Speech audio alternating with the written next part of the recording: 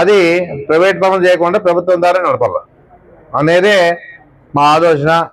అందరు సంతోషపడినారు. Medical college వచ్చిందంటే అందరూ సంతోషపడినారు. ఆదంలో బైపాస్ చేస్తే సంతోషపడినారు, డిగ్రీ కాలేజ్ చేస్తే సంతోషపడినారు. ఈ సంతోషం అంతా ఎక్కడికి పోయిందో తెలియదు కానీ మమ్మల్ని ఇంట్లో కూర్చోబెట్టినాం అందరూ.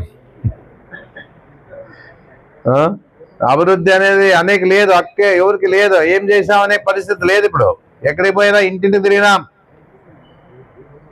ఈ రోజు వాళ్ళు పోయినప్పుడు అడగాల కరెంట్ ఛార్జీలు పెంచినారా అంటే అడిగేవాడు ఉండారో లేదు తెలియదు మనకి. కాయగూరల రేటు పెరిగినాయంటే అడిగే ఉండాలో తెలియదు వాడు. టూర్ రేట్లు పెరిగినాయి, అన్నీ పెరిగినాయి, యాది తక్కువలే.